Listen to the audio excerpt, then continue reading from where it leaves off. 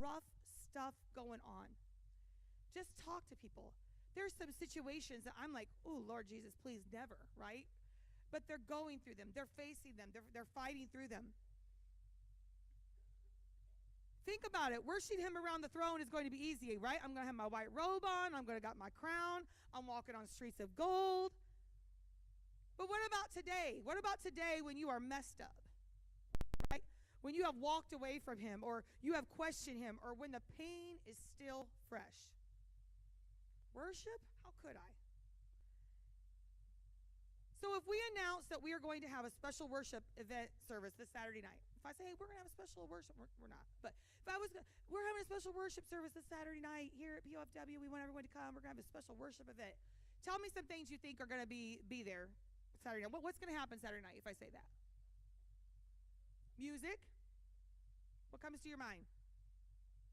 Singing. Yep. Dancing. Anybody else? Praising him, right? I put down clapping. I'm sorry? Yes, clapping, singing, dancing, crying, rejoicing, leaping, breakthrough. All these things we put with worship, right? A worship event. We're going to look at an event in the Bible that I'm pretty confident that when you talk about a worship event, you have not brought up this story in the Bible. I'm pretty certain of it, right?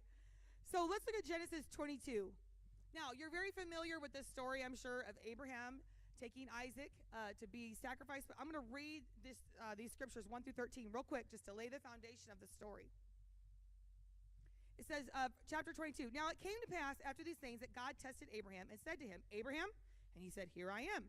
Then he said, take now your son, your only son Isaac, whom you love, and go to the land of Moriah, and offer him there as a burnt offering on one of the mountains of which I shall tell you.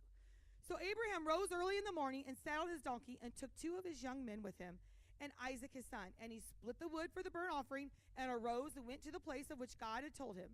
Then on the 3rd day, Abraham lifted his eyes and saw the place afar off. And Abraham said to his young men, stay here with the donkey. The lad and I